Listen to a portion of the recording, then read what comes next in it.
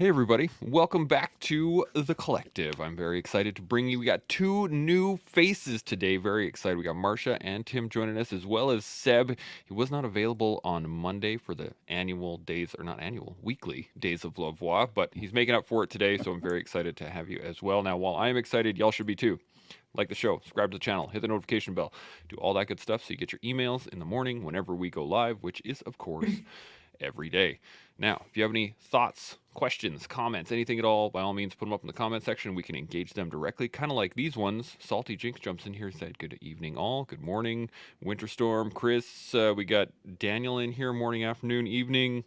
We got Vanessa Chaos, good morning, Daniel and everyone. Look at that, everyone's talking to each other in the comments. I like it, that's how we do it. Now, today we are going to be getting into being yourself, which I think is a big topic, and I'm very excited to get into it. But before we go anywhere, let's get some intros down the pipe here. So I'm going to start with Tim, and I'm going to hit Marcia, and then we'll go from there. 10 to 15 seconds. Who are you? Where you come from? All that good stuff.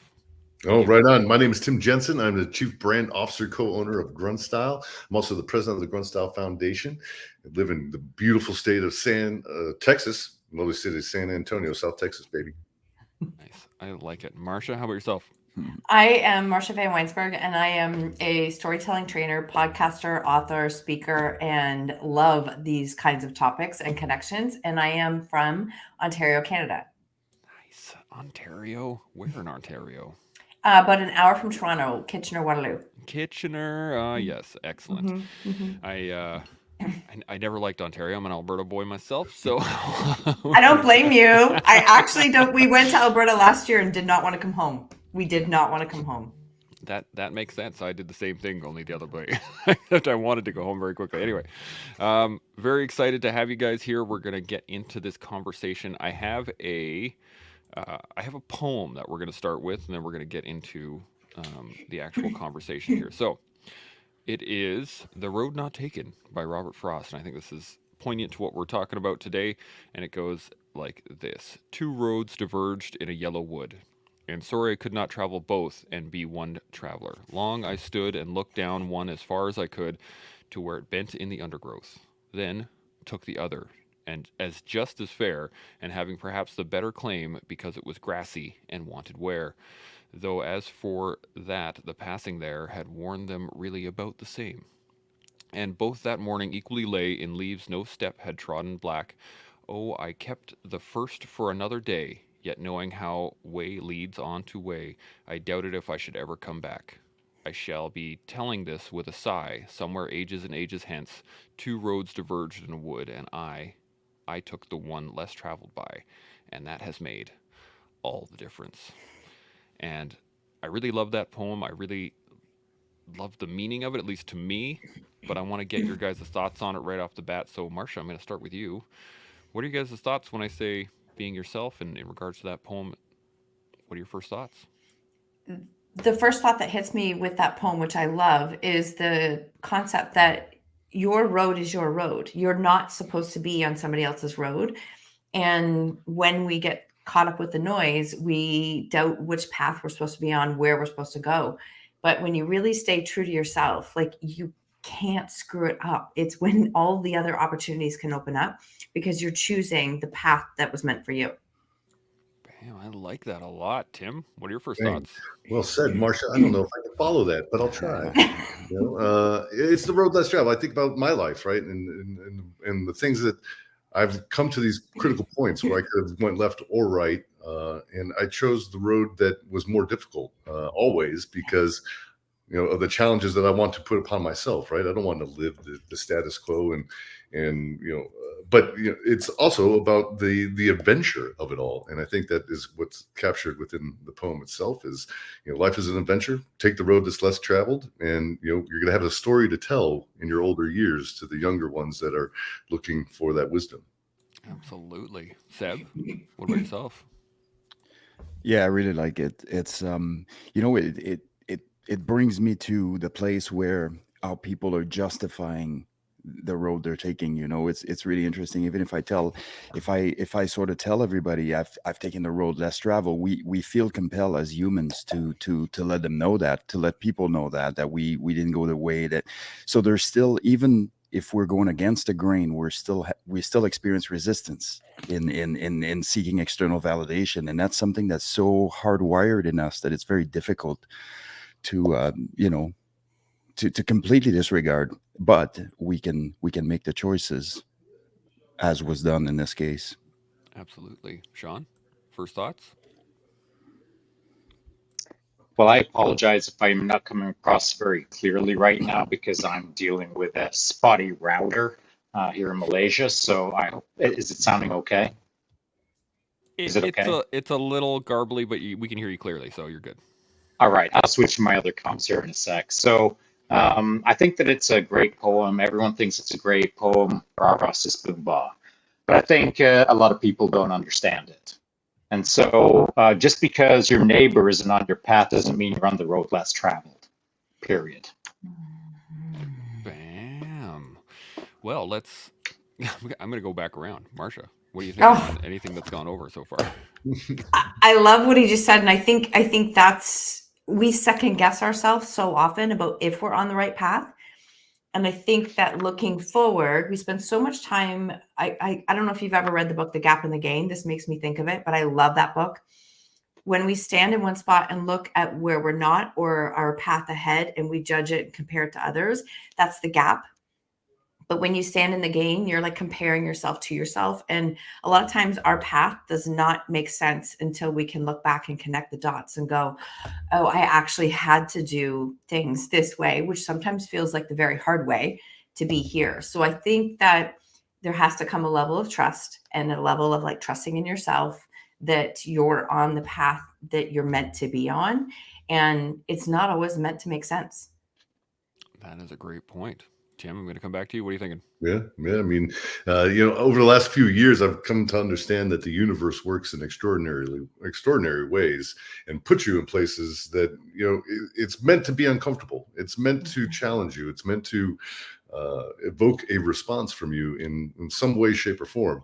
And that is an incredible experience in itself. And again, it's, it's the story and the path that you're on, and the stories that you want to tell other people. And we're all storytellers to some degree, because what do people like doing the most? Talking about themselves, talking about their experiences. That's very true. They absolutely do. Seb, you got any additional thoughts? You're muted, buddy. Sorry, that will help. Absolutely. I mean, there's a portion of this that's faith. Really, right? Like is understanding that the path isn't going to be lit up, that as long as we have some sort of general direction as left and right of arc, and we kind of know, generally speaking, we have to take the steps that feel right at the time. We have to take the steps that are right for our circumstances at the time, and just moving forward. And next thing you know, you have, beacons of light sort of popping as you are moving, but it's very difficult to do that. Keep your feet moving, even if you don't see where you're necessarily going specifically. And so it's a really interesting concept, but it's also a very liberating concept. You're muted. I'm muted now. Shaun, you with us? How's it going? Okay, I'm Can you hear move me? on. All right, so yeah, we can hear you fine, no problem. Okay, sorry. I did miss the guest point. So I'm just going to say, I think I've got my comms organized now, or not. So I'm going to pass on to the next point, please. Thank you. Sorry. Absolutely, no worries. Now, I do really like where this is going so far. I just wanted to touch on a couple of these. Chad was watching us. Holy crap, I did it. He's here, he's watching. That's a good thing. Winter Storm's here. Really nice poem. Daniel says, doing things for self without seeking external validation. Seeking internal validation and happiness. Ooh, that's an interesting thought in itself. What I wanted to ask you guys was, I remember being a kid and having people tell me, oh, just be yourself. Everything will work out. Just be yourself. But it took me almost 40 years to figure out who I was to begin with, right? So I'm wondering how you guys came to, I guess, the acknowledgement that you are yourself now, or perhaps do you think that yourself changes over time as you kind of come to these realizations. Tim, I'm going to start with you. What do you think? Yeah, I think this is a great topic. I think, the human condition, you're changing and you're evolving all the time, right? If you look back in your life, in increments of 5-10 years, you're not the same person that you were in those marks in time, and that's a great evolution of yourself, right? And I think, one of the things that for me in my path, right, the biggest part, or biggest challenge that I had was ego dissolution, right? I had to understand that, there was a part of me that put up an armor and a shield for many years that I had created for myself to survive in the world in which I was living. And that was a challenge. And, it wasn't until I met that ego and I was able to say, this is not me. This is not what I'm supposed to be. And I was able to dissolve that and move into a new direction of my life, where I'm really starting to understand what authenticity really means, and how to be authentic, how to be present, how to hold space for people, how to just be a generally good person and be positive towards others. Because once you're that individual, once you've moved into that state of mind, you are a positive impact for everybody that's around you. Absolutely. Marcia, thoughts? I love that. Absolutely love that. I think that you actually have to allow yourself to get it wrong, to know and create feedback that, wait, that's not who I am, or that's not how I want to feel, or etc. But I do think we are very hardwired from when we are kids to be in people pleaser mode, to be able to, put everyone else first, which I still think there's a great value in service. But we can't serve if we can't bring our best self forward, and we have to learn who that is. And I think we learn who that is by not getting it right, by being in a space of like, wait, that's not my voice. That's not my message. That's not how I feel. And going back and checking in and understanding like, who am I? I don't think we can find our true authentic self until we let go of the need to be liked and accepted by others. That can't be part of it. Interesting. Seb, thoughts? Yeah, I've been down that road, myself as well, just to echo some of Tim's words here. But if I look into, past and circumstances that led me to be the 20-year-old that was walking around looking at every other man that walked by, with projecting violence on them on account of self-protection. And I was surprising myself when things were backfiring on me, and you can be going around projecting violence on other people in the protection of self and hoping that this will have a positive outcome. And so it never did. And so eventually the inner work had to go in so that I was able to, shed some skins and of course experience a few rebirths over the years. But yeah. That was sort of my journey with this. A lot of introspection and a lot of hard work, a lot of looking in places where people don't want to look. Shaun, thoughts? I do. So the guests have already established that you need to kind of get a grip on your ego. But where it all goes wrong is most people can't. Like most people can't. I mean, let's not dodge it. It ain't easy. And it doesn't do it by itself. And typically, you can't do it yourself. I would suggest that in order to really move the needle on this, you got to bump into people who are a way bigger deal than you are. And a lot of people aren't seeking those kind of people. Your neighbor ain't a big deal. Your neighbor's on a different path than you, called he's mowing his lawn, you're mowing your lawn, you're on two different paths. Big deal. But if your neighbor is average and you're average and you're both flaring out with your egos, how do you learn from that? I've found personally that the only way I could get a grip on myself was to align myself with actual ass kickers who are kicking it way harder than I am. And so I do okay. But when I'm surrounded by people who make me feel like I'm an underperformer, that's when the game started changing for me. And so back in the day, I used to be fairly competent. And now I'm surrounded by people who are way more competent than I am. And that's what it took for me to really start figuring out just being comfortable with myself. It takes time for sure. I mean, decade after decade. If you're 20 years old, you don't know much at all. If you're 40 years old, well, you're starting to figure things out. At 60, well, you should have a grip. I think I've got a grip, but hopefully by 70, I'm doing better. But I wouldn't be in this spot that I'm in right now, in the sense of understanding the world a whole lot better, unless I was surrounded by really great people like Seb Lavoie. He keeps it real and he sets a high pace, and I look to him for inspiration in a number of different ways. For me, with a strong confidence and a strong ego that I can manipulate to do good things, I need people who are kind of better than me. I hope that makes sense. I really like that. It's I wrote down you got to seek positions of deficit. Like you want to be in positions where you are not, or you don't see yourself as the guy or the lady or the person that is, in a position of power or something like that. And I want to ask you guys, in terms of that and seeking to put yourself in positions of deficit there, Chad jumped in here and he asked this question: how does one know if they are on the path that they are supposed to be on? And I think these two things tie into each other, at least in my thoughts, but I want to get your guys' thoughts on it. Seb, I'm going to start with you. To Chad's question, what do you think? Yeah, I don't know that you always do know. I think that you know once the expected outcome is around the corner of whatever it is that you had set forth for yourself. And you know what? Here's the interesting thing. It's all that we always say this. It's about the journey. Yeah, it is about the journey. You might be halfway through the path and decide that the path, it leads you somewhere else. So and here's the other question.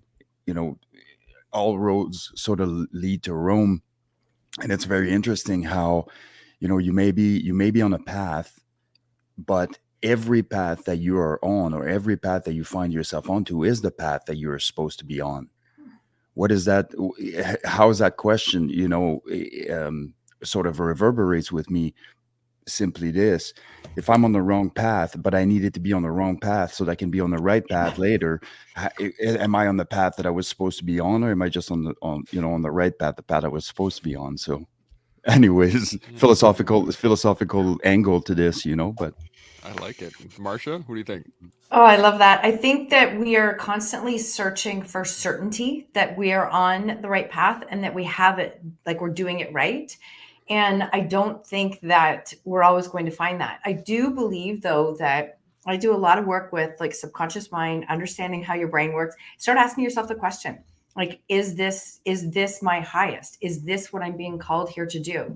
Or if I could create anything that I wanted, what would I do? And start asking yourself those questions. I think you'll find that some answers might pour out that might surprise you. And I think that because we're humans who want so much certainty, we don't have the tools, the experience, the knowledge, the inner wisdom to see the whole picture. I started my journey really 6 years ago, sharing a really vulnerable story that was so scary to share. And I often say that if the universe would have showed me the path that I was on today, that it led here, it would have scared the crap out of me and I probably wouldn't have started. So I don't think we're meant to get so much certainty. I think we have to go inward and check and ask ourselves, how does it feel here? And am I living to my highest potential? And would I have any regrets if my life ended tomorrow? And that usually is one thing that I ask myself. And it helps me to say, no, I actually can play bigger. I like that. I like that a lot. Tim, what are you thinking? Oh man, this is a great question, Chad. I expect nothing less from you, good sir. For me, I would say, you ever get that fire in your belly, that thing that just gets you so amped up that you're like, man, I'm supposed to be here. I'm supposed to be doing this right now. Like, I've got this incredible privilege that I work with this company, Grunstyle, and I'm surrounded by people every day that are smarter than me. And I am the first one to go out and say that. Why? Because that's how this business has become extraordinarily successful, is understanding that there's a vision and we need a bunch of people that have to make that happen. And that vision, is the only way that can come to be is through teamwork. And that's an ego situation right there. A lot of founders, a lot of people can't move past that because they believe that it's their vision, and that vision is not to be shared with anybody else. They want it my way or no way, right?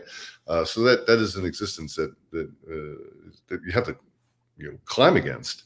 And I think with understanding that path and going back to what it is that drives you, I think we're all in search of that, and we're always going to question, am I doing this right? Am I going after the things that I want to? I've got a 9-to-5 job that I'm beating my head against the wall every day because I hate what I do, but I need to pay the bills. I'm not really doing what I want. So where am I on my path? Well, that's when we have to do self-inventory. We have to really start asking ourselves the hard questions of saying, what can I be doing differently that is going to challenge my existence? And it's going to be painful to get through, but I know once I get to that destination, I'm going to be in a better place. That's the inventory that we should be doing all the time. In our personal life, our professional life, our intimate life, all these different things, we should be challenging ourselves on. And that's something I try to do. I fail at it a lot, but I try my best. That's one of the things we do here is we do our best. So just you got it. Shaun, thoughts? I do. And so I think it comes down to, well, for Chad, I'd like to ask him, he doesn't have to answer this because I don't think we have the time, but if he was in front of me right now, we could do a rapid fire back and forth. I'd say, what do you mean by path? What's your definition of path? I've had 8 paths. My 8th path right now. I'm a podcaster, for goodness sakes. It's ridiculous. I didn't see that one coming. It came out of the left flank and it slammed me upside the head. This is not a path I wanted, but here we go. And that's the way I run my life, man. I mean, the path to me is not a career. The path to me is not a direction. The path is how I live my life, not how I choose my job. The path to me is something much deeper than, did I do well today? And I hope that I can sell another hat tomorrow. That's just not how I think. The path is way deeper than that to me. So again, the question would be, what kind of a path are we talking about? And generally speaking, most people default to, am I in the right job? And they might stick around in that job for a while they think about, am I in the right job? And then maybe 10, 15, 20 years later, they'll look to consider, I need to get into a different path. That isn't a path. That's just a freaking job. The job is irrelevant to the path, in my opinion. That's an interesting point. I like that a lot. And I want to kind of carry that on, because if to say that there is a right path, that means that there is a wrong path, or many wrong paths for that matter. But I kind of want to touch on this. And Marcia, you mentioned earlier something, being scared of, or of there's a fear in terms of, what you don't know or what could possibly be. And I'm wondering if you guys have any experience in this in terms of recognizing you're on the wrong path, but then being scared of the possibilities of whatever the other paths are. Like, not so much fear of the unknown, but like the devil is better than the devil you don't know, if that makes any sense. Marcia, what do you think? I'm going to come to you. Yeah, I love it. I think that, I know our subconscious mind will always choose what we are most comfortable with. That's what it does. It'll choose what we're most comfortable with. Even if we're saying, I want all of these other things, it will choose what it's comfortable with. So you have to be in a space where you're doing so much inner work with yourself that you can recognize your own blind spots, that you can see those things, so that you can choose the unknown, because you know what this feels like. And that was where I say I was in a space of fear, of judgment and criticism, all these things. I knew what this discomfort felt like. I didn't know what the next step would feel like. And I desired that unknown over the one that I had. So we have to be in a space where it's like, this is not what I want. And it might be like, I was in a 27-year career. It was exactly what everybody said I was supposed to do. But I knew deep down, and I could feel it, that it wasn't right for me. But I couldn't figure out how that next step was going to happen. So I think we have to just choose a different discomfort instead of falling back into the one that we don't actually want. Absolutely. Seb, thoughts? Yeah, which discomfort makes you better, you know? And I just absolutely love how this ties into a lot of the concepts that we speak about, all the time, that have to do with adopting the more comfortable way. And this could be even somebody struggling with, PTSD, occupational stress injury, or those types of things. And you're trying to help, but the fear of the potential of what the person could be without sort of that box that's sort of around themselves, or the box that's not there, that's perceived to be there, and that keeps them in there. So where do we cross the line where we tie our self-identity in certain things, and we attach ourselves so strongly and refusing, to see the light, or to go towards the things that are a little bit more uncomfortable, that we know are going to promote our growth. And so, this kind of goes down a certain way, and then think about it this way: as we are on the path, is it possible that at times we realize, oh, I strayed away slightly, I need to be adjusting fire here, I need to be doing X, Y, and Z, so that I get back to whatever desired outcome I have over time. And so the path isn't linear. When we think of the path, and if I say to you, think about a path, you'll be walking forward, inside and following a path, but it isn't such a linear process. And so as long as, our bearings and at the time, and I don't like to say as long as it feels right, because not everything we do feels right immediately. Sometimes it takes a certain amount of growth, and it takes a certain amount of getting used to, but certainly, just having the ability to recognize that is pretty critical and key. Absolutely. Tim, thoughts? Yeah, I got a couple here. First I'd say human psychology is one of the most intriguing things that I breed. It's a bit of a hobby of mine. We use a lot of it within our workspace, understanding people's personalities and how they, engage with things is critical in understanding, what your capability of your forces, right? Something I learned in the military is regression of the mean, right? That is a real thing. Right. And I've seen it firsthand in combat. And I'm reminded of a situation that we trained for, but when it was applied into combat, it wasn't really effective, and we had to readjust. Right. And that's understanding how the human body takes in information through our eyeballs and our senses. Right. And then it hits our middle brain, and the middle brain will determine where it goes. It's the traffic cop. It says, we're going to put stuff to the high brain, or we're going to put stuff to the low brain. If you go into the low brain, you're in black. Right. So you are in the mean. You have regressed to your most safe spot because you're in survival mode right now. And that's where a lot of people live in today's world, right? There's a lot of fear that is within the United States, especially, if you look within the last 3 years of our society, there is massive amount of fear, and COVID ripped the mask off of the people within our country that have been hiding it for decades.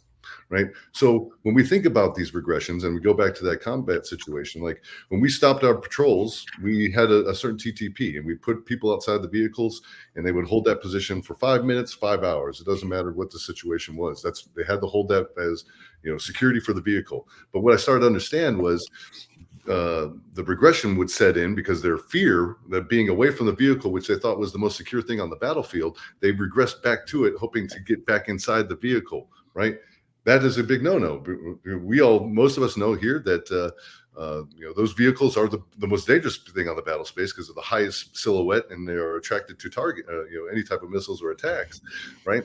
So what I did was start going around and asking people and engaging them with questions, which brought them out of their lower brain into higher brain, and to really re-engage them, because you can't do the things like, I don't know, mathematical equations, motor skills, right? Those are all high brain things. When you're in survival mode, you're not able to process those things. So you got to bring that up. And that's, kind of where we're at in society, is like, are we willing to regress to the mean and not challenge ourselves to the position of we can do better? We just need to put our energy and our attention towards that. Or do we want to consistently live in the state of fear and, this life of loathing, of today's just another day that I have to get through life, and I'm going to do it again tomorrow? Yeah, that's a serious challenge. I know that one of just trying to make it through the day. It's not an easy life to sit in. Shaun, you got any thoughts on anything?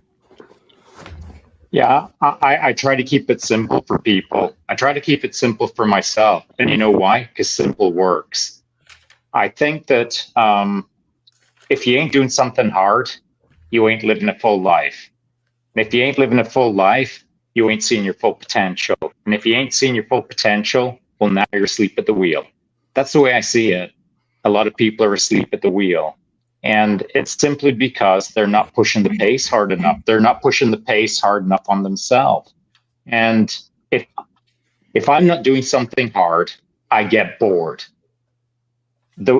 I'll say it to people, they'll look at me sideways and sometimes not understand what I'm trying to put across to them. And it's as simple as this. The world bores me. Most things bore me. I have to seek more out of the boredom of the standard issue world. And so I have to dial up the pace, the bandwidth, the velocity. I have to seek extra in order to stay engaged in being interested in things. I have a really curious mind, so I can observe anything for minutes or days or years and be fascinated with it as long as there's enough there to consider. But the moment that I've considered the totality of it, I'm looking to bounce to the next thing. And that's the way my careers have been. At some point in this podcasting thing, I'll bounce because there isn't enough in it for me. It will start to bore me unless I start ratcheting up the volume or ratcheting up the heat or ratcheting up the pace. That's the way I'm wired. I believe it's called operator syndrome. It's a thing. And so I need more in life, and it's my job to seek it. So sitting on a couch and playing Nintendo, that's the road to ruin for me. But taking a Nintendo apart and trying to make a better Nintendo, well, that's my jam. So my point is this: you got to know who you are to get on the right path, to set the right velocity on the path so that you're happy in life. Keep it simple. I like it. The old KISS principle, right? Keep it simple, stupid. Now, I really wanted to dive into this a little bit too, because I think that authenticity as a whole, being an authentic person, the concept of that changes over time, right? As you create an understanding of who you are and through experiences and through doing different things. I heard a comedian at one point in time who was saying that he was talking about racism throughout time, and it was saying that, you know, if everybody's racist right now, everybody, like, if you look back 2 generations, they are all considered racist now, but back then they might have been progressive, right? Completely. And the fact that those generational changes take place, I see them as a corollary to your own personal development, right? When I was 10, my experience with the world was so limited, I wasn't able to really have an understanding of who I was at that point in time, as we were talking about earlier. And then again, at 20, I thought I knew what I was doing, but I really didn't. But I didn't realize that until I was 30, and then 40, and so on and so on. And I think that I'm wondering, I think probably most people seek change, but they only see the big changes, and versus the little changes that you can make kind of in the daily process. So I'm wondering how you guys manage. Hang on a sec. You're saying that most people seek change? Did you say that? No, I'm saying that most people see big changes. Like they see, I want to be fit, but they don't see, like, I want to change my nutrition and all the pieces that entails. So I'm wondering your guys' thoughts on how to develop that sense of breaking the big problems down into small ones so that you can better understand yourself, if that makes sense. Tim, I'm going to come back to you first. What do you think? Yeah, you know, it goes back to the human psychology and creating behaviors, right? You know, if we understand that the world that we live in is a construct of moral and societal agreements that we've all made with each other, right? That is, you know, how we operate.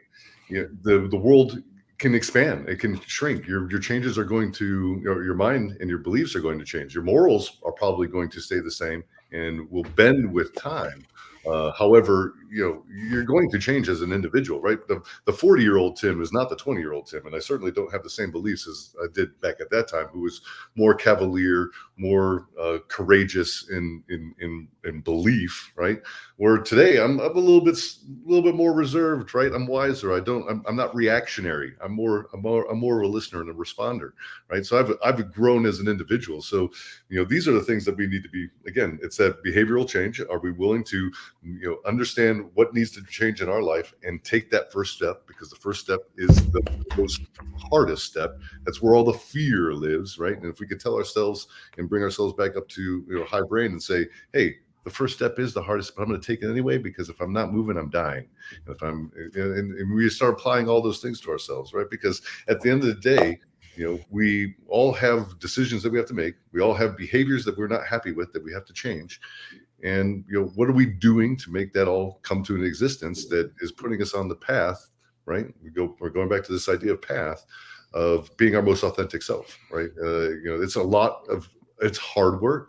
Then there's risk involved, and people don't like risk. To Shaun's point that I think he's trying to make here is like, most people don't want to change. Most people, we're an instant gratification society. Like, I want that shredded body, but man, I don't want to put in an hour and 45 minutes at the gym every day to get there, right? I don't want to change my food and the way that I might conduct my diet. I don't want to do any of that stuff. I just want the body, right? So that's how we are in the society, and we need to, again, challenge those societal constructs internally and process them and understand how we're growing. I like that a lot. Seb, thoughts? Yeah, there's not much to add here. It's pretty straightforward, but one sort of road I'd like to go down on, just in the same vein, is the fear of retaliation, right? So when we look at ourselves and our authentic selves, or we look at what we think is the best version of ourselves, or what we want to present to the world, again, in line with what we were discussing earlier, and the seeking of external validation or the fear associated with, being authentic, or maybe having been burned in being authentic before. What we don't do is we sort of risk assess from the one side, but we don't see the sort of the nefarious consequences that are associated with living that way. We don't associate necessarily me trying to be a people pleaser, or trying to be the version of myself that other people would like to see, and doing so on account of external validation, versus looking at myself and say, I am comfortable with what I am seeing, what I am doing, and I don't fear retaliation for being myself. If I fear, retaliation, or if I fear that there will be backlash for being myself, then I need to question two things. Is it my perception that I'm the type of person that will draw upon those retaliation, or is this something that I need to be completely disregarding on account of personal integrity and courage of conviction? And so those are very, very interesting concepts. But having the ability, for me as a human being, the very first time that I was able to look in a mirror and say, I actually don't really care. I know that I'm doing and taking micro actions to get the micro wins towards the desired outcome, and the person that I want to be, and the person I want to become, and the potential that I believe I have. I stopped putting all that pressure on myself, but that conversation needs to happen, and it needs to happen face to face with yourself, and you can't be hiding when you're having it. Beautifully put. Marsha, what are you thinking? Oh, I love that. You're right. You have to have that like face-to-face conversation in the mirror with yourself and be willing to be honest. I think that we all have the ability for self-awareness. I think we are all capable of having that real, honest, self-aware conversation and say, like, is this who I am? Is this actually who I am? And if you're saying, not you, but in anyone in general, that you're being 100% authentic and nobody is disagreeing with what you're saying, you're not stirring anything up, I would probably say, no, you're not, because you're like, if you're going to actually be yourself and say things like with good intention, not going out there to hurt anybody, just going out there and sharing that message, people will fall away. And I think that as humans, we want, like, to tie it back into your original question, people want results. Like, they do want results. but they don't want to do all the stacking habits to get there. They look at the results as chapter 20 and not knowing someone's story that it's taken them, 50 years to get there. So I think we have to honor that and know that like we have the ability to be self-aware and recognize what is working, what's not, and then stack the habits, build the toolbox so that how can we get there? And it's like, I just say it's a toolbox that we're always building every single day. It's my responsibility to go in and use the tools in that toolbox. No one's going to come and do it for me. It's my job to do it if I want to have those results. But I think that's honoring ourselves every single day. And the more you do that, the more comfortable and confident you get with being your authentic self. And I think the more you do that, the more your own self-worth grows, the easier it gets. It just stacks those habits on top of each other. Yeah, 100%. Shaun, thoughts? Yeah, sorry, when I had to jump in there and try to understand whether you said see or seek, because it's critical to this conversation. People see what they want to become. They don't seek what they want to become, but they find a way to portray that they're on their way to becoming what they're seeking. It's the manufactured power poses. It's the manufacturer contrived lifestyle that is fake-a-roni. It is the avatar presented to the world that they are not actually it. And so the cognitive dissonance that occurs in a person when they're pretending to be something that they're not is diabolically bad for the human condition, as far as I'm concerned. It's diabolical over decades, but you can get away with it day after day if you're not paying attention until you look back and see how it all played out, how wrong you were with the power pose, looking for the Fortune 500 magazine photo shoot that is not you now and will never be you until you start seeking it rather than just seeing it in your mind. I believe that there's a lot of fake out there. And I think that is relevant to this conversation. I could not agree more with that. It leads into my next thought here was, you mentioned tools, Marcia, and I had a podcast called Tools for the Toolbox. That's all I did. But the thing that brought up was a hammer. Have you ever seen a really skilled carpenter use a hammer? You guys like, and you can watch them building a house, and they'll just wham, wham, wham, wham. They're smashing nails into the wood like it's butter, like it's nothing.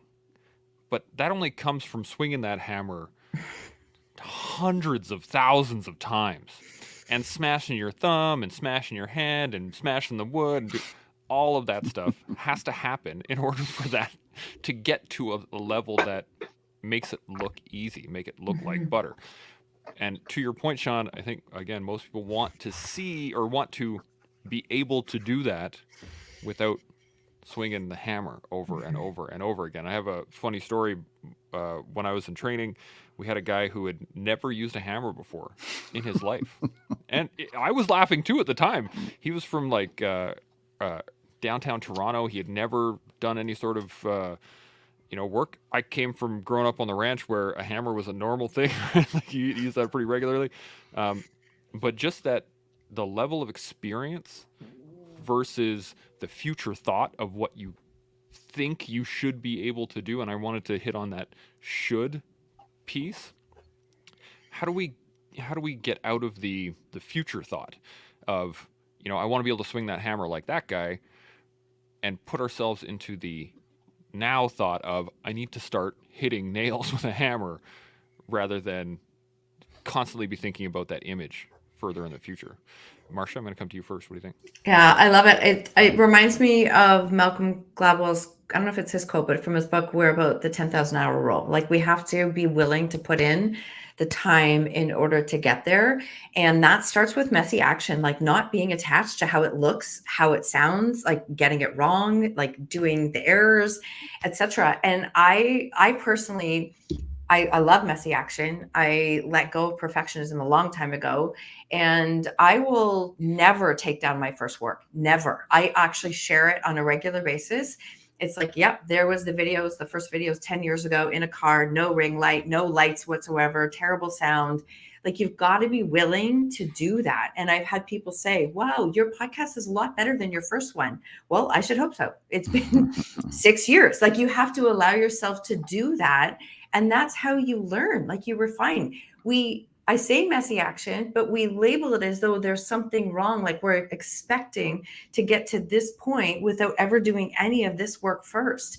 And I think we have to celebrate those steps that we're taking and how it can be messy. And I would love to see more and more people show that work as opposed to the fake work that we see online. Yeah, I could not agree more with that one. Tim, thoughts? Hey, yeah, I love the Malcolm Gladwell quote. I'm a big fan, and I believe in it. 10,000 hours makes you a master at anything. Like, and if you want to, cut corners, you're going to have a less than perfect product. You're not going to be a master. You're going to be somebody that practices and likes to fancy themselves as a journeyman of sorts, right? And that's not really the case, right? Because you didn't put in the work. Some people can, I go back to my time as a carpenter, right? I was a union carpenter in the city of Chicago. Started out as a helper and 23, 24 years old.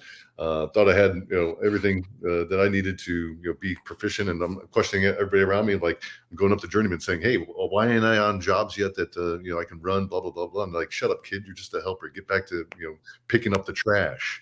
Right. And I had to put in the work. Right. I had to go from picking up trash to laying out rooms to, understanding how to do center cuts, laying floors, how to do, all these different things. But my gumption, and my ego put me in a position where I was like, I can do all this without even understanding it. I was trying to cut all the corners because, I thought I can do something that I couldn't do, right, without putting in the work. So, do the work. Don't try to cut the corners, right? That's why, we were talking about things that have processes for a reason. If you try to sidestep the processes, you're just going to, have a crappy product. And I can say that in almost everything that I've done, anything that I've done, I tried to cut the corners on a particular process. The outcome has not been what I've wanted. Yeah, 100%. Seb, thoughts? Yeah, I mean, I have some thoughts with respect to engaging in the process and doing so sort of. God, where was I going with this? Brain just had a brain fart. My apologies. 5:30 in the morning. That's what happens. You want me to come back to you? No, it's all good. I'll right. just go into something else I had here. There's so much good stuff coming out in this conversation. There's like 8 million directions we can go into.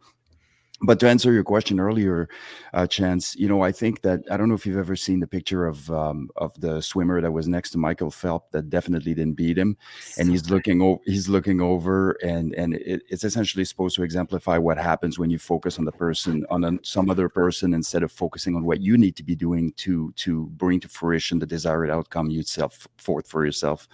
And so for me, it has a lot to do with. You want to be the best version of yourself. So if I'm looking at the desired outcome, which is I want to be able to handle a hammer, the way this professional does here, then I need to understand that I need to be putting the time in order to achieve the desired outcome. And this means, in comparison to me, I need to be seeking to be better than I was yesterday. And this is kind of where the fun is. This is the journey to the place where you are going to, be able to look back and have that rewarding feeling that's associated with true hard work, which you can't make up. Like, you cannot. I can come to you today and give you a bunch of stuff for free. You'll be happy, for a short amount of time, but it will fade away really quickly. But then also it goes beyond that. When you get to the time where you look back at what it is that you did with the time that you were provided, and once you start understanding and really feel the gratitude that's associated with the time that we have on this planet, and you look back and say, how did I maximize or optimize the time throughout, this crazy journey called life? And did I cut every single corner along the way? So we're seeking external validation this entire time while the journey is ongoing. And then when we get sort of to the end, or when we start being in a position to look back at our lives and decide whether or not we are satisfied with ourselves is where the real harsh truth is happening. Like there's no skating that, there's no faking that, there's no, there isn't. Like it's going to be you and you. And so might as well live life by that same concept, which is it is about you and you. And yes, it is about you and surrounding yourself with the right people so that you may look left and right at times so that you can understand where you stand in space and time and how you can do things better, but also be focused on you in the now and doing the work that you need to do to be the person you want to be. Absolutely. Shaun, thoughts? Yeah, so just a little while ago, kind of cobbled together the 3 C's, and it's curiosity, consistency, and contextuality. We just kind of goofily came up with that about 100 podcasts ago. And so curiosity, what's that all about? Well, a bunch of my buddies said, Shaun, you got to start podcasting. And I said, screw that. And here I am. And the reason that I'm still doing it is because I'm a curious guy. But I also know that I have to be consistent in order to start moving my own needle. And I'm now well over 700 podcasts this year, which is ridiculous. But that's what I got to do in order to be in the game. And so I think that a lot of people aren't in the game. They are in their minds living in the house that they've built, and they've never picked up a hammer, to play back on the hammer analogy of earlier. And so I can now contextualize a body of work against January 1st when I started kind of podcasting, and I sucked. I just suck less now. And so I think that's what it takes for me anyway. And I think it's what it takes for everyone. You got to be curious, and you got to be consistent with that curious. And then about a year later, you got to contextualize as to whether you were in the game or not. I tried to run 10-year projects, not 1-year projects. So when all my buddies said, hey, you got to go do this, and I said, Roger that, begrudgingly, I just set a 10-year project for myself. I'll be in this game for 10 years. Now, I might only podcast for 2 or 3 or 9, and then it'll morph into maybe I'll admin something, or I'll help shape other podcasters, or I don't know what it'll turn into. I don't care. I'm committed to something called a 10-year project that will shape itself in time through my own efforts and through the efforts of the friends around me who are going to say, hey, you dummy, you got to go left instead of right. And so I'm open-minded enough to know that the mission profile in front of me is not locked in like a laser designator, but it has the velocity of a laser designator. And so I really think you have to apply the 3 C's, or you're never going to get to the point that you need to be, and you're never going to help the others around you that can start following in your footsteps. As I've seen happen over the last little while, people are paying attention to what we're doing. They're kicking off their own podcasts. They're getting on the wisdom train. Choo choo, here we go. And so I think that it really requires a pace of curiosity that you can contextualize and not pat yourself on the back for it, but understand that you're moving your own needle and it's encouraging enough that you can keep going. Yeah, 100%. Now we have we're almost at time here, and I got so many more questions and thoughts, but we're only going to have time for one. So I'm going to hit a couple of these comments, and then we're going to engage this last question from Chad, and then I think we'll do some final thoughts after that. But the Perstinger jumps in here. He says, morning, Tim. It's Mike from Canada. Mike from Canada, of course. How's it going, Mike? Mike, great. Hey, Mike. Great, we met Mike real quickly. Met Mike when we were doing the PACT Act work here in the United States for veterans and getting the passage of one of the biggest healthcare laws in veteran history. And when we were sitting on the steps, it sucked. It sucked real bad. But it made it a lot easier when Mike had sent us a bottle of Crown Royal to skip those late evenings or early mornings. It was great. Well, funny enough that you mentioned that. He carries on. So funny story. Last year, I sent a bottle of Crown Royal to some guys at the Capitol building in Washington, D.C. for fighting for veterans benefits. A year later, I met them in person conference, and he says, and am now on an entrepreneurial journey, and I'm on a completely unforeseen path and journey. It's been pretty crazy, to be honest. So awesome. Well done, That's buddy. awesome. That's cool. That's cool. Daniel jumped in here and he said, got to go back to work. Unfortunately, no service in my office. Loving this chat. Take care. And then here's the question. So Chad says, so if you are constantly in fight or flight mode, how does one remove themselves from that thought process so they can level up? And I wanted to add to this a little bit before we get your guys' thoughts on it. I think that, at least in my mind, I want to get your guys' opinion on this, is that most people aren't in fight or flight mode. They're in purgatory, basically. They're just in an everyday, here we are, here we go. But in actual fight or flight mode, I don't think they are sitting in that. I think they just believe that they're in that position, at least in my point of view. What are your guys' thoughts on it? Seb, I'm going to come to you first, and then I'm going to work my way down.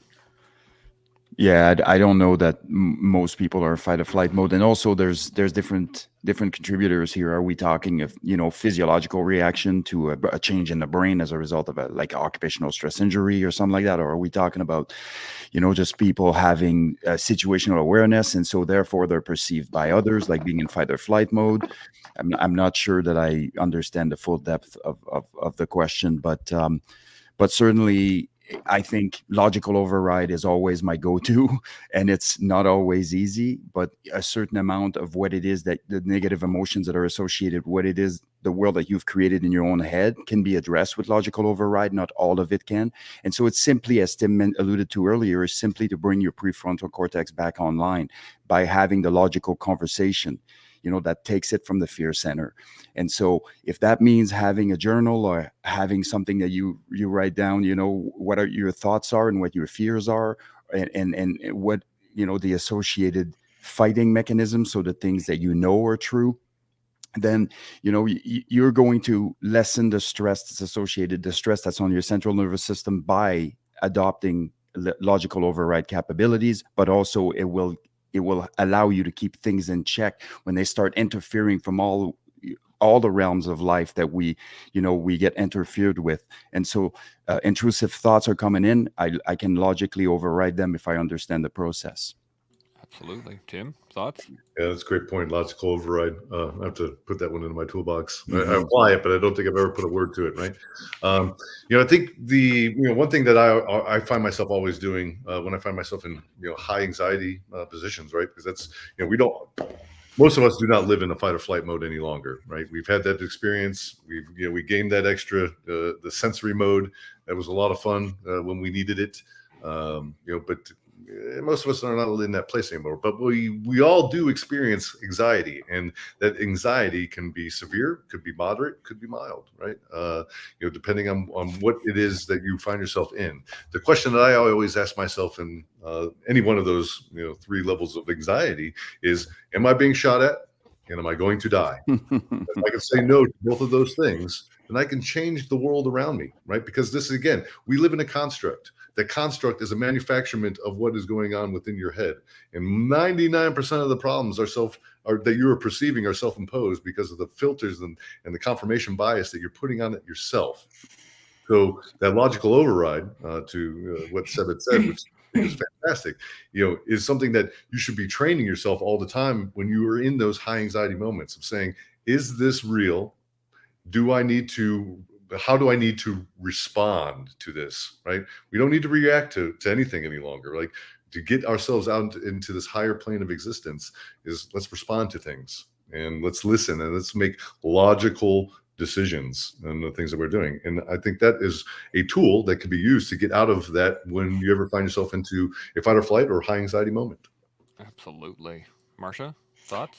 I love this conversation. I think that I'm going to go with this, that I think we spend more time in freeze mode than flight or fight. I think that we spend time in freeze because we're overthinking every single step, trying to map out every single thing that could possibly go wrong, go right, when we're not meant to see that part of it. And so when we get stuck in that space, we're just literally not processing, we're overthinking. And action is one of the things that you can do in order to change that. So I believe when you build that relationship with yourself and you recognize, and it feels like fight or flight mode, I have been in that space multiple times. A true fight or flight mode is short. It's like short, intense, make the decision, move on. And so when we're in that space, I think trusting and practicing and going internal and seeing like, where can I get into action? That's when you're going to learn more, and it's going to shift you out of that mode of feeling stuck in a fight or flight mode. Absolutely. Shaun, anything to add? Yeah, I'm reading this question more as a spirit of the question rather than the true technical definition of fight or flight. So I'm seeing the spirit being that maybe times feel hard and how to level up out of that. It feels tough right now. Just go do harder things. Seek more adversity. Like go do knuckle push-ups until you vomit. That'll sort out your fight or flight, the spirit of the conversation. And I mean that honestly. I mean, do something hard that like recalibrates not your day, not your week, but your month.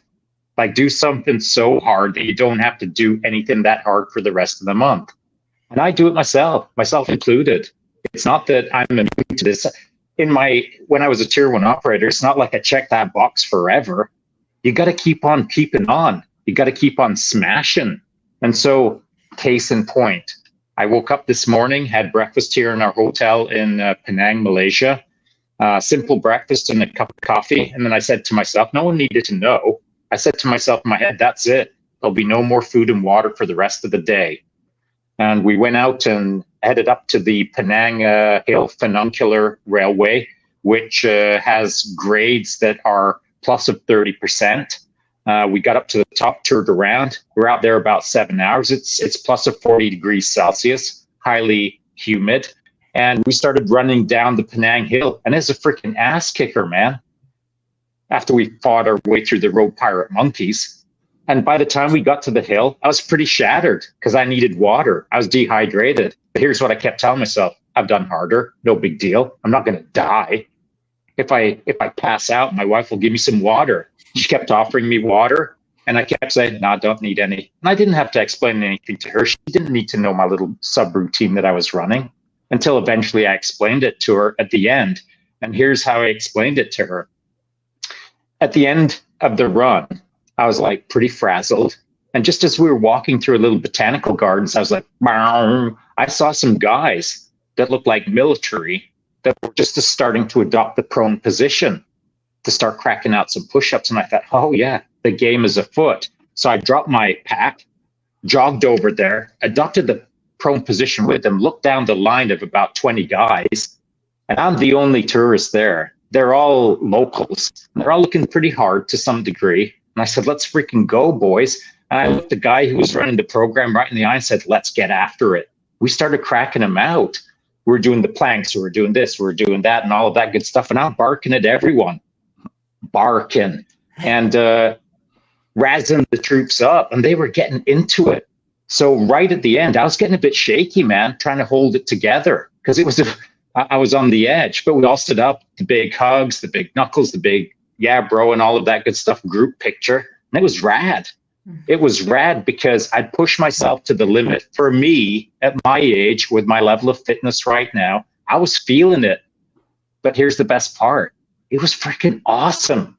And I don't have to do anything super duper hard tomorrow because I'm good to go for a little bit until I feel like I'm not good to go. And then I'll go recalibrate.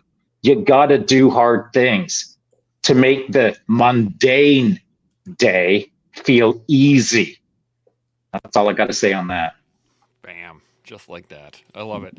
Okay, we are a little bit over an hour there. I really do appreciate the conversation. But just wanted to let you guys know, Tim, Marcia, Seb, thank you guys for the conversation. This has been fantastic. Let's get some final thoughts on anything we've gone over today. Being yourself, inspiration, all that good stuff. Let's start, Marcia. What do you think? I think you can't screw it up. Let yourself try and feel and be yourself. And when you have the deep conversations with yourself and really go internal and ask, am I living up to my fullest potential? Am I doing what I'm here to do? You're the one that can answer that. And let it be messy, go out, do the work. And listen, you'll find yourself in places that you're going to look back on and say, this all makes sense. This is why I had to walk the path that I did. And it's designed for you. It literally is designed for you. Absolutely. Tim? Final thoughts? Yeah. The easiest thing I'd say is take that first step. right? It's the hardest step that you'll ever take in anything that you ever do. It's like almost like making your bed in the morning. Yeah, it's the hardest thing you got to do, but don't be a scumbag and leave your bed unmade, right? That's your first task of the day. If we can't get that done, you're gonna have a rough day. Absolutely. My bed is made right now, just so you know. Deb, final thoughts? McRaven would be happy. In line with all of this, when you look at yourself, and if you're evaluating how authentic you are in relation to who you are, you want to make sure that you answer the why if you are not. And so if you're writing this down and I keep on referring to writing things down, but you can obviously do it just in your mind, but establishing what it is that prevents you from being yourself. And you need to not let fear of looking internally dissuade you from looking internally, because that's generally what happens. Is I will actually compartmentalize and push everything down so that it's the things that I'm looking at are not really there. No, you need to be looking where it hurts, and you need to be writing down on paper, I'm afraid of people's reaction to me. I'm afraid of failing X, Y, and Z. I'm afraid of all those things. And once you acknowledge the things that are interfering with your ability to be your true self, then you can start working on fixing those things instead of hoping that nobody else sees it. And so that's all I have on that. Absolutely. Shaun, final thoughts? Yeah, I suppose I'm just going to have to continue playing off of the little story that I relayed. And that's when I was over there cracking off the push-ups with the troops that I don't know. That's a trick, man. You don't have to call up your bro hemos from back in the day and say, hey, I want to get back in the game. Go find anyone who will push the pace, a pace that you can barely keep up to. You don't need to know their name even. I don't know any of those dudes. I'll probably never see them again. But by the end of it, I was a bit wobbly, like it was getting a bit dodgy. And the only reason I kept cracking them out is because I have a certain sense of gotta represent. And so I think if you can find any crew, anywhere in the world, just a one-off that's going to push you to your limit and maybe break you a little bit, that's a good thing. And then the best part is, I think in my verbiage that I attached to the little video, if you haven't all seen it, maybe you'll have a laugh at my expense after the show. But in the verbiage, I said, man, I was kind of like getting a bit dodgy there for a sec. And so, but I'm laughing about it. As I said to my wife after she actually was the one who filmed it. It was all very impromptu. I said, man, it was getting a bit dodgy there because running down that Penang Hill all dehydrated, I was a bit bow-fangled up. And she kind of laughed. She said, yeah, you were starting to look a little bit shaky. Because I was a bit shaky, man. And so, if I would have hammered in, if I'd have passed out, yeah, I might have needed some dental work. That would have sucked. But, no big deal. It's not the end of the world. And my ego can take it. I've screwed up so many times. It's no biggie. But I think that what we have to do is push the pace, irrespective of who's looking. And then if we fail, have a good laugh at yourself. If you can laugh at your failures, well, you're on the right track. Yeah, I'm just thinking about how there's a bunch of Malaysians that are going to be like, man, this random dude just walked up and started yelling at us about push-ups. I don't even know what to do. You're going to be a story for a long time. Here's the best part. Monkeys. Here's the best part. Like at the end of it, they said, how old are you? And I said, I'm 60. And so there was that. But then the best part, they all started running down the road and off they went, kind of in a formation. My wife and I hopped in a taxi.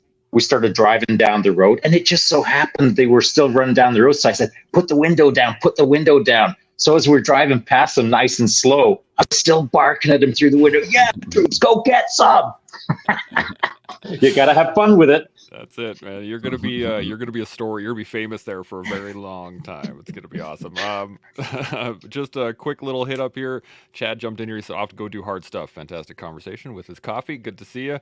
Now, the only thing I really have to add on this is not much, but take the time to learn about who you are.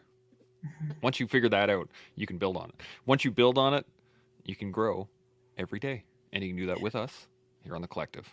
We'll see you all tomorrow. Chimo. Chimo.